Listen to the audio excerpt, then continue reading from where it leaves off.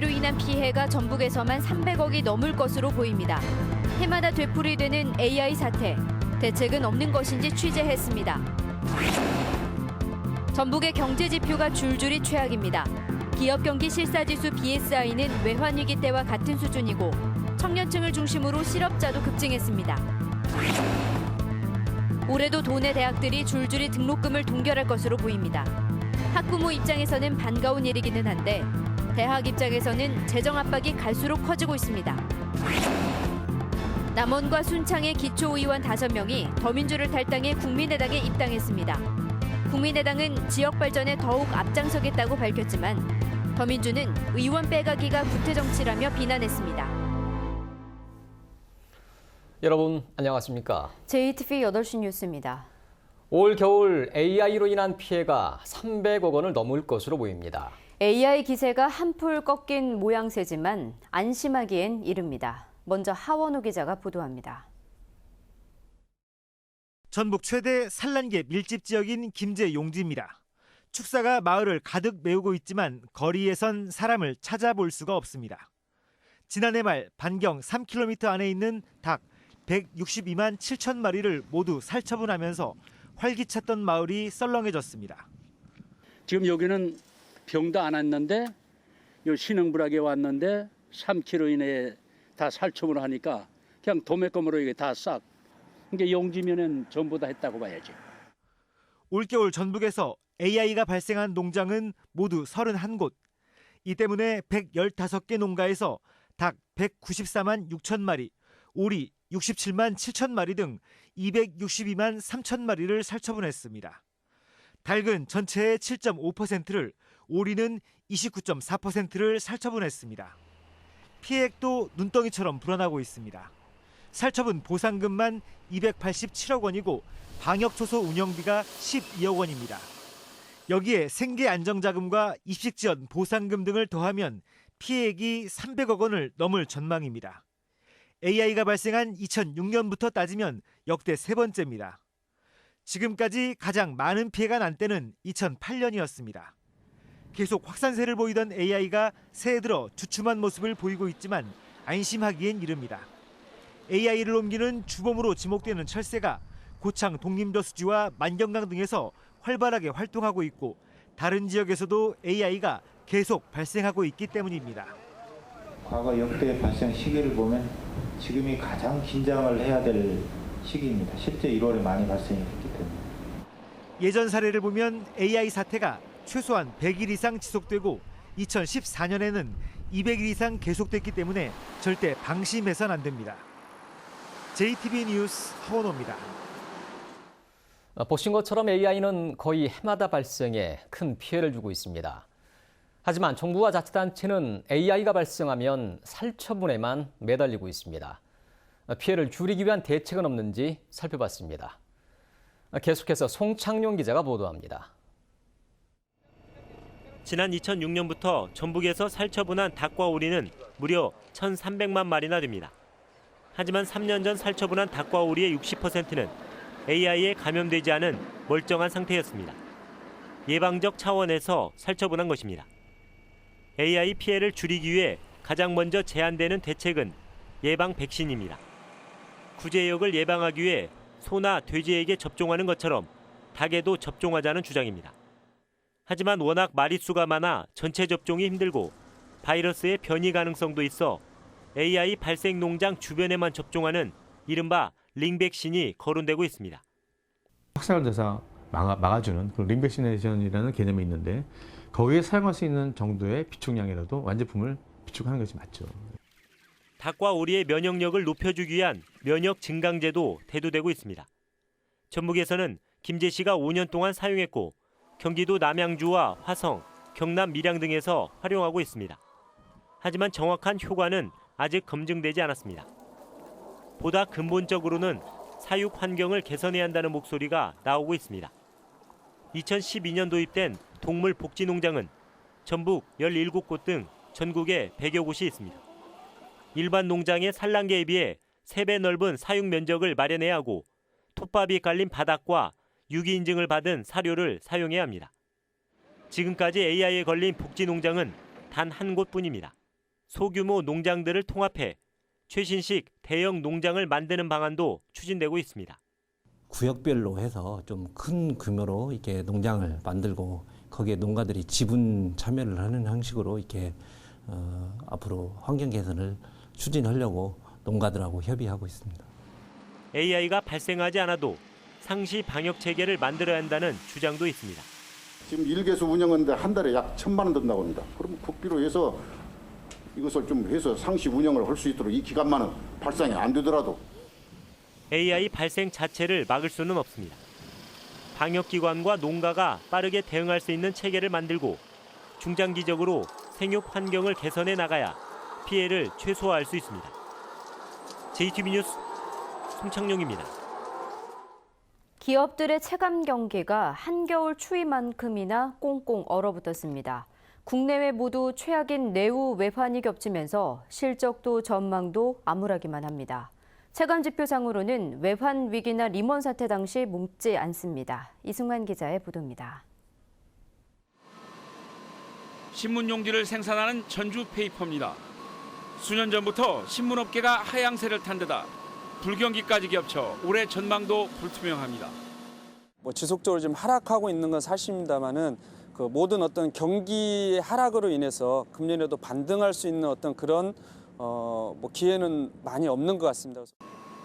이 때문에 올해부터는 바이오매스 발전으로 전력을 판매해서 활로를 모색할 예정입니다. 전라북도 상공회의소 협의회가 113개 제조업체를 조사한 결과 1, 4분기 경기가 지난해 4, 4분기보다 호전될 거라는 업체는 16.2%에 불과했고 악화될 거라는 업체는 51.4%로 절반이 넘었습니다. 이런 분위기는 기업 경기 실사지수에서 더욱 뚜렷하게 나타납니다. 올해 1, 4분기 전망치는 65에 그쳐 7분기 연속 기준인 100을 밑돌았습니다. 외환 위기 때인 지난 98년 2, 4분기의 전망치가 이번과 동일한 65였고 리먼 사태가 일어났던 2009년 1, 4분기 60을 기록한 이래 가장 낮은 수치입니다. 기업 경기 실사지수인 BSI는 기준인 100이 넘으면 경기가 좋아질 거라는 전망이 더 우세하고 반대로 100을 밑돌면 경기가 나빠질 거라는 전망이 더 많다는 걸 의미합니다. 지난해 4, 4분기 실적 지수는 51에 불과해서 역시 리먼 사태 이후 최악으로 나타났습니다. 내후 외환이 겹치면서 경제 불확실성이 가중되고 있기 때문입니다. 대외적으로 봤을 때 중국 경제의 성장이 부진할 것으로 예상이 됩니다. 또 한 가지를 들자면 미국 트럼프 정권의 출범과 동시에 보호무역주의가 강화되어 정치 불안과 가계 부채로 인한 내수 부진도 큰 걱정거리입니다. 전라북도 상공회의소 협의회는 경기 침체가 장기화하는 만큼 정부가 하루빨리 소비심리 회복과 금융시장 안정에 나서줄 것을 주문했습니다. JTBC 뉴스 이승환입니다. 기업 경기가 악화되면서 실업자도 크게 늘어난 것으로 나타났습니다. 호남지방통계청은 지난해 12월 기준 전라북도의 실업자는 모두 2만 3천 명으로 한 해 전에 비해 7천 명, 비율로는 40.6%나 급증했다고 밝혔습니다. 이로 인해 전체 실업률은 2.5%로 올랐으며 특히 15세에서 29세 사이의 청년 실업률은 8.6%로 치솟아 한 해 전보다 1.1%포인트나 상승했습니다. 통계청은 제조업과 건설업 등의 부진으로 일자리가 줄어든 것이 실업률과 실업자의 증가로 이어졌다고 설명했습니다. 조선업 물량 감소의 여파로 군산 지역 체불 임금이 크게 늘고 있습니다. 군산 고용노동지청은 지난해 체불 임금은 2015년보다 17.4% 늘어난 127억 원으로 최근 5년 사이에 가장 많은 금액이라고 밝혔습니다.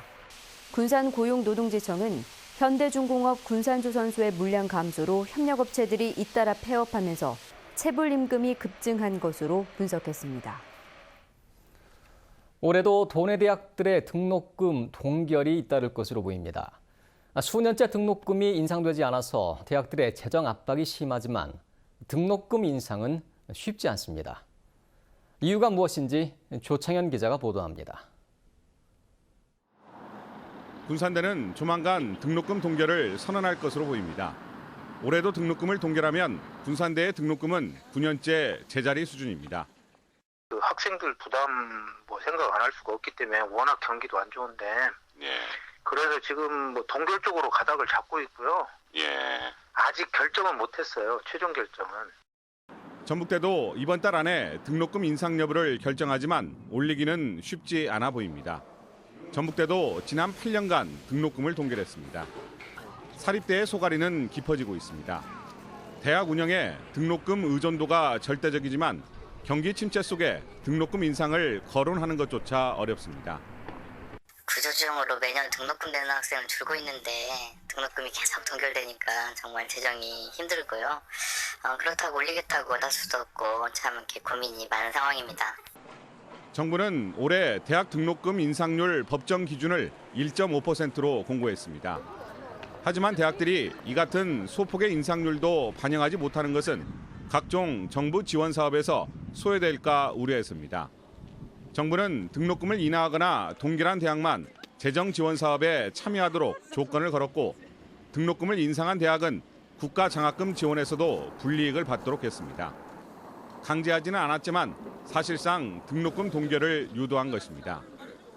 정부는 아직까지도 반값 등록금을 체감하기 어렵다며 강도 높은 등록금 인하 정책을 추진할 계획이어서 올해도 지역대학의 재정 압박은 더 심해질 것으로 보입니다. JTB 뉴스 조창현입니다. 교육부가 국립고등학교에 대해서 국정 역사 교과서 연구학교 지정을 추진하겠다고 나서 논란이 예상되고 있습니다.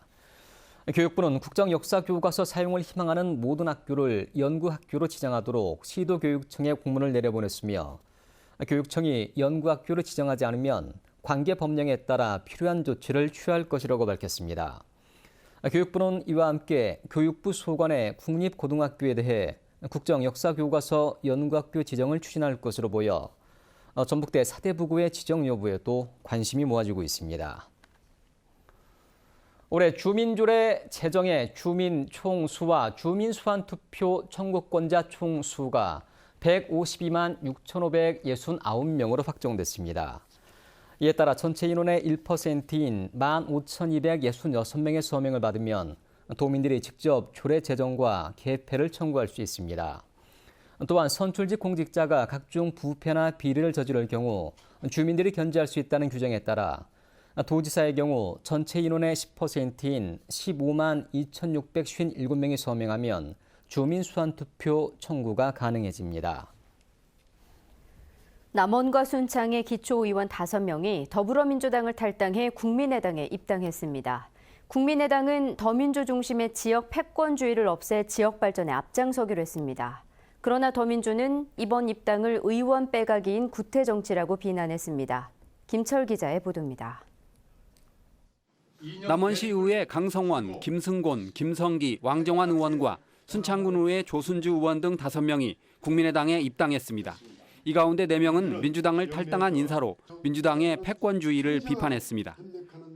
지역 패권주의는 지역 정치의 건강한 성장을 가로막아 왔습니다. 그 줄에 서서 충성을 다하지 않거나 다른 입장을 얘기하면 소외시키기 일쑤였습니다. 국민의당은 다당제가 지방의회의 견제와 균형을 가져오기 때문에 지역 발전에 도움이 된다고 주장했습니다. 국민의당은 또 시장 군수의 추가 영입을 준비하고 있습니다. 좀 더 장기적으로 보면 시장과 군수님들 계신데 그중에서도 뜻을 같이 하실 분도 있을 수 있다라고 저는 가능성을 열어놓고 있습니다. 반면 더불어민주당은 이번 영입을 의원 빼가기인 구태 정치라고 비난했습니다. 총선 승리 이후 지지부진한 당세 확장을 위해 무리수를 두고 있다고 생각합니다. 의원 빼가기, 세 불리기 정치를 시도하는 것은 도민이 바라는 새 정치에 부합하지 않습니다. 국민의당은 전북에서 국회의원만 앞설 뿐 다른 선출직에서 크게 뒤지고 있습니다. 더민주의 단체장은 9명, 도의원 28명, 기초의원은 119명입니다. 반면 국민의당은 단체장 1명, 도의원 8명, 기초의원 50명입니다. 국민의당은 조기 대선을 앞두고 계속 세 확대를 추진하기로 했습니다.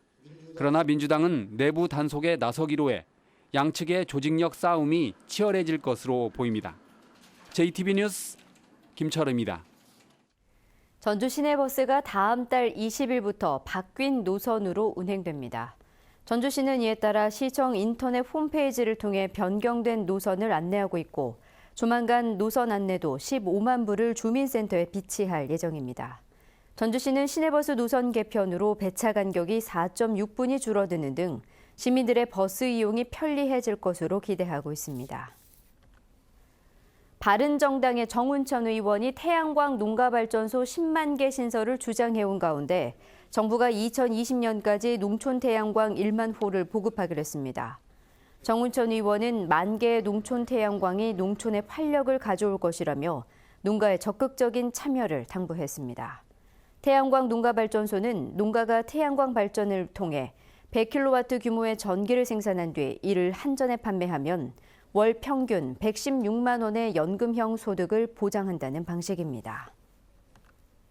AI가 계속 발생하고 있는 상황에서 GPS를 등록하지 않거나 작동하지 않은 축산 차량이 무더기로 적발됐습니다. 농림축산검역본부 호남지역본부는 축산 차량 가운데 GPS를 등록하지 않거나 작동하지 않은 44대를 적발해 정읍과 김제 등 4개 시군에 고발과 수사를 의뢰했습니다. 축산 차량은 AI 등 가축 질병의 전염 경로를 파악하기 위해 GPS를 의무적으로 작동해야 하며 이를 어기면 1년 이하의 징역 또는 1,000만 원 이하의 과태료를 부과받습니다.